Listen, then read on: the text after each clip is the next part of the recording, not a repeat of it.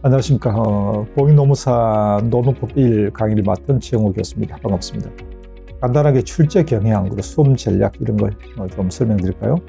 먼저 출제 범위는 뭐 아시는 것처럼 전체 12개의 법규로 되어 있죠. 근로기준법부터 노동법 종론까지 그렇게 구성되어 있고요. 출제 문항수를 보시면 뭐 아시는 것처럼 원래 20문제였죠. 그런데 2024년부터 40문제로 바뀌었죠. 법규별 문항수를 보시면 뭐 아무래도 근기법이 기본법이기 때문에 전체 40문항에서 17문제가 나오고 이제 나머지 기타 23문제가 이제 나머지 법규에서 나온다, 그렇게 볼 수 있겠습니다. 출제 경향을 보시면 여기 근기법하고 기타 법규를 구분해 보면 근기법은 전체 17문제 중에서 지난해 같은 경우에는 판례 범위에서 묻는 문제가 나오는데 예년에 조금 적게 나왔어요. 24년에 7문제가 나왔는데 지난해에는 3문제 정도가 나왔고, 그런데 아무래도 이제 판례는 조금 우리가 평상시에 접하지 않은 부분일 수도 있겠지만 1차 객관식 문제에 나오는 판례 범위는 그렇게 어렵게 나오지는 않습니다. 우리가 일반적으로 알고 있는 중요한 판례, 우리가 리딩 판례라고 하죠. 그런 판례에서 나오는 것이기 때문에 그렇게 뭐 신경 쓸 건 없고요. 강의에서 충분히 다뤄줄 거고요. 그 다음 근기법은 한 법규에서 17문제가 나오기 때문에 전 영역에서 총칙, 근로계약, 휴일휴가, 뭐 여성, 소년 등 전체 영역에서 골고루 출제가 된다. 어느 특정 영역에서 많이 나오고 그러지는 않는다, 이런 이야기고요. 그 다음 기타 법규는 판례 범위에서는 거의 나오진 않고, 지난해에는 3문제가 나오긴 했습니다만 대개 한두 문제 정도 판례 범위에서 나오고, 역시 골고루 전 법조문에서 골고루 출제가 되고 있지만 그렇게 난이도가 이게 뭐 법리적으로 아주 깊이 있게 들어가서 묻는 게 아니라 법규에 나와 있는 내용을 그대로 묻는 거기 때문에 그렇게 어렵다고 볼 수는 없을 것 같아요.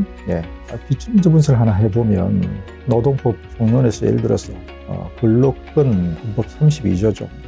당연히 여기 보면 반드시 당연히 이런 게 들어가는 것은 우리 틀린 거 적으죠.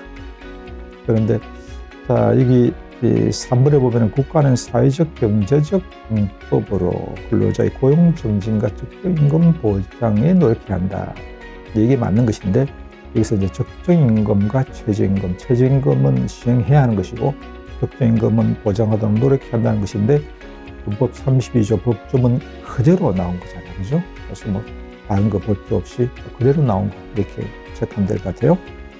자, 마지막으로 학습 전략을 간단하게 보면 크게 세 가지 정도. 첫 번째는 뭐 모든 게 그렇지만 이 노동법도 법이니까 기본적인 용어, 우리가 법 제2조는 용어 정의가 나오죠.